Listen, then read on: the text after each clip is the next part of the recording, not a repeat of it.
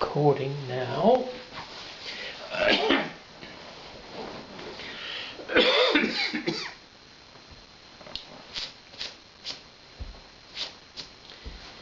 The Phillip O'Sullivan limit.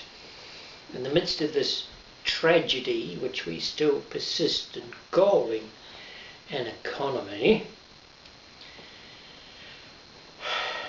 it becomes apparent through the extremes of things, extreme taxation, extreme plunder by forces outside of the country, extreme credit arrangements, extremely high levels of debt, extremely high levels of mortgagee sales, and extremely high levels of bankruptcy, and the deliberate and programmatic misreporting and misrepresentation of unemployment, youth unemployment is about 20%, casual type labour for young people. This should obviously year on year grow with a growing population, not shrink one little bit, but 20%. And a great deal of underemployment and people who've just given up. There are not the jobs there, and the governments of, for the last decade or more in this country, have been scrabbling around through all kinds of devious means to either encourage people to have children, to go to college, or to go on the sickness benefit, which they pay more, but they do not figure in the unemployment figures by any and whatever in means.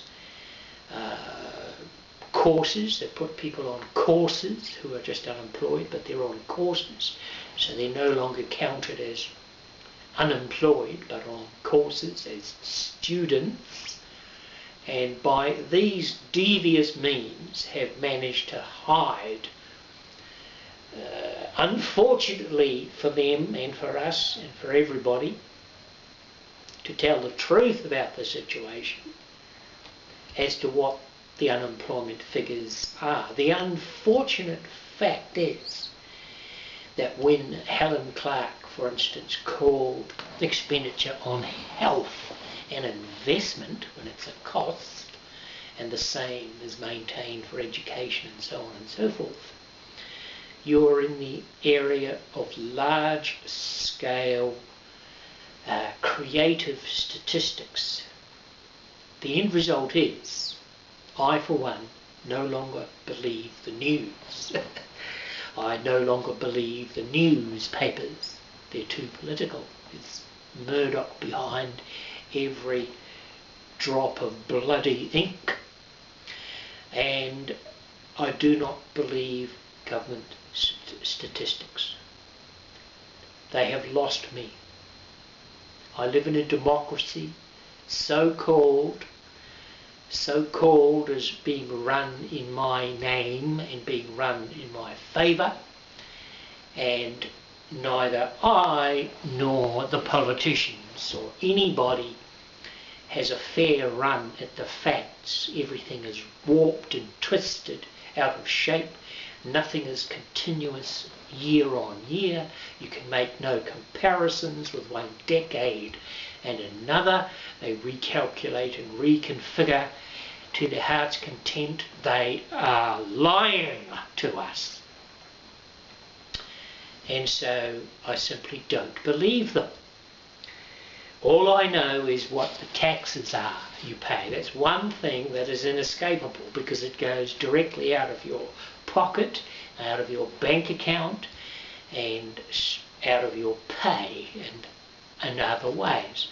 And you can calculate the income tax plus the GST and the ACC and the petrol tax and the rubbish collection tax and the water tax and the KiwiSaver tax and the this tax and that tax and your contribution for this, that and the other fee, charge, tariff and what have you, and even occasionally a parking ticket or some such thing.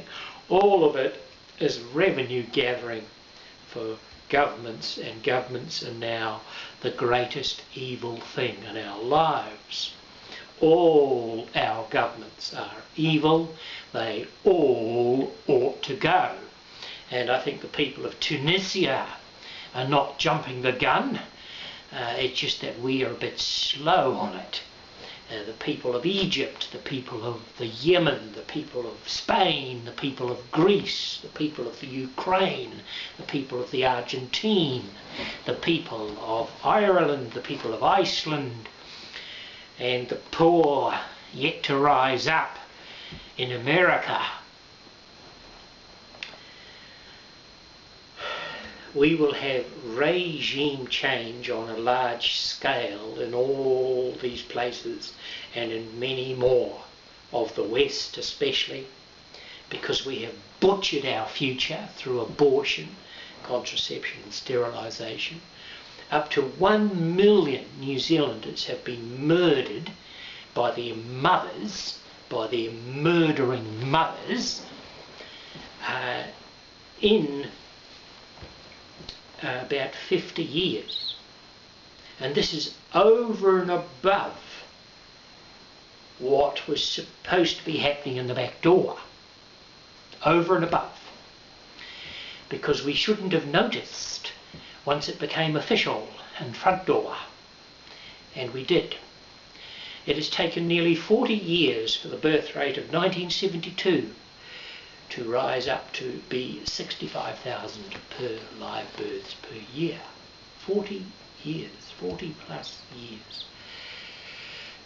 You cannot disguise that. The birth rate should be 70, 80, 90, 100,000 per year by now, with the base population as it is mostly from immigrants. Curiously, at the 300,000 point, we had precisely 300,000 immigrants. So if you want to complain about the Somalians or the Iraqis or whoever in our country, just blame yourself, because we ourselves have done it. We've aborted our own children, and yet the economia as a living entity still needed them. It felt the need for them, and bang, the gap had to be filled with these people by bare number. Now, the number doesn't solve the problem. Immigration doesn't solve the problem. It's relatively neutral in its effect, except that it brings in adults. It brings in adults, and they immediately hit the ground running and compete with you for jobs, housing, and business. As children don't. They are customers and students and pupils, and they do not compete with you for a job. They cost relatively little. They're not costing you too much, and so on and so forth. Not really. Another room in your house, or for many years, a very small room is all that's needed. 2 children can be put together at quite young ages, and when they're older they're out and about a little more and can contribute in small ways through youth employment to the household, and so on and so forth. And they're a joy and a great love to have. We've missed out on that and gained nothing, as I'm about to tell you. Because the money we say that we saved by not having these children, this is the economic argument about such things, we would have had many times over in the 4, 5 to 10 years or so after they reach the age of majority, indirectly, and other people's children buying and selling your product, or your firm's product, or the firm that you work for's product, and so on and so forth. And they're not there. And we could so easily have had them. They're not there, and that's why you're under threat. Your job's under threat, your business is under threat, your profits are down, Your job prospects are down if you have a job. And if you have a job, you feel threatened because there's growing numbers out there who do not. And just as qualified as you. And people are leaving for Australia. New Zealand has one of the highest rates of people born in a country living outside of the country in the world. One of the highest rates. So, sucks to that stupid song, Loyal. What a lie. What a complete and utter load of bollocks and balderdash. It's a lie. Popular lie, but a lie nonetheless. Loyal we are not. We are not. We leave the country as soon as we can. In fact, disloyalty is now characterising the country because our Prime Minister and his mates and all that oligarchic fraternity, the cronies, the lawyers, and all those who crawl up each other's backsides are plundering and pillaging the country wholesale. And because we blinded our eyes to the murder we have done, all else follows. You know, a people who are so morally blunt become dull. They're not sharp, they become dull.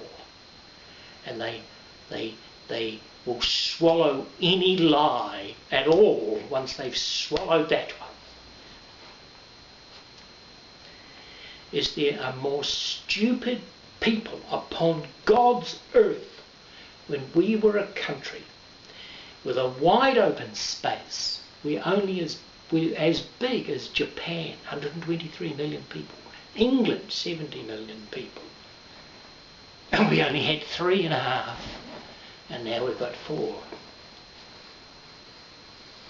When I was 15, I was looking forward to a country that by now would have 6 million people on it, going on for 8 million by the time I was in my retirement, in 10 at my death, or 12 even. It was possible, it was within range, it was perfectly normal to be heading for those numbers in a country this size. And now we have foreigners crawling up our backside. And this is a country that cannot and does not hold together. The little communities keeping their own language. People here who have never spoken a fraction of their lives in English and have made no attempt to do so. You know, sometimes you wonder which country you're living in.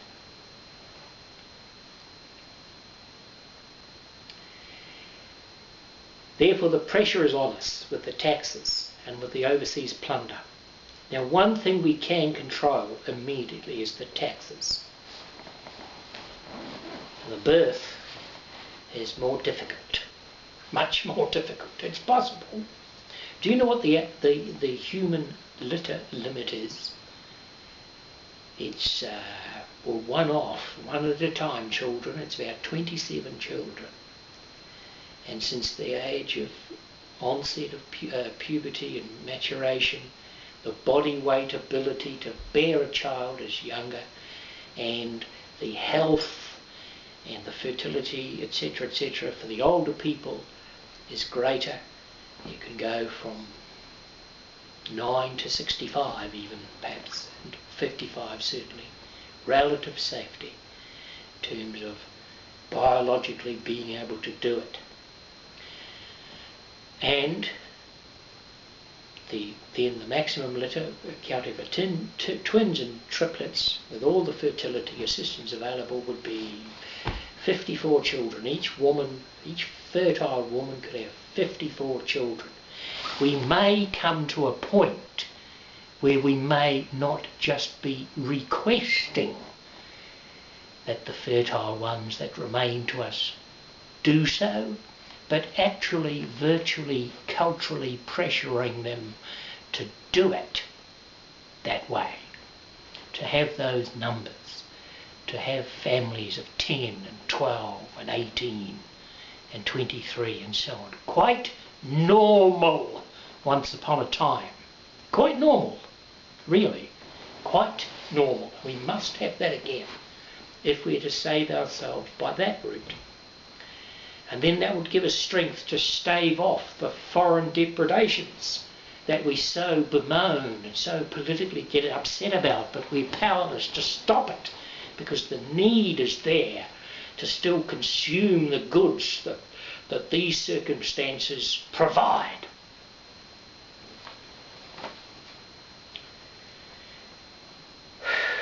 So there remains the tax as the most practicable,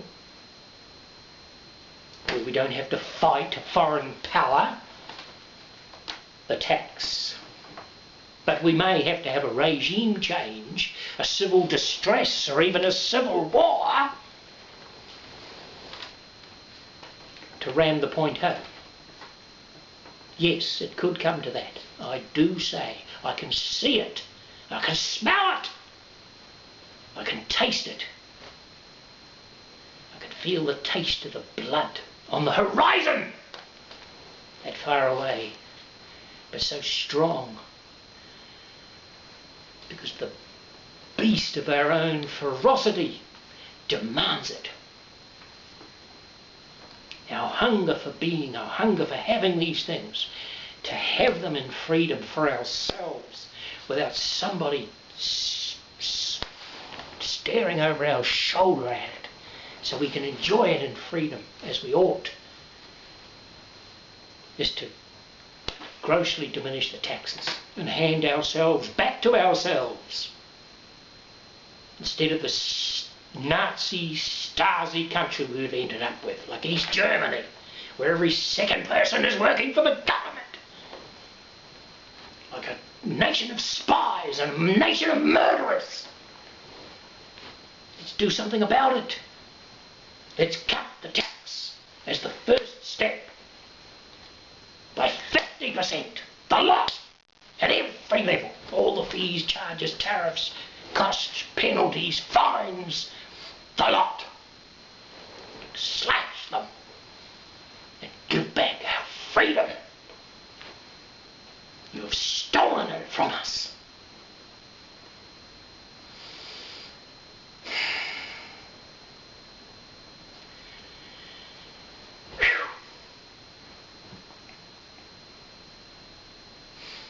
It's the only thing that's sustainable in any reasonable manner, generation on generation anyway.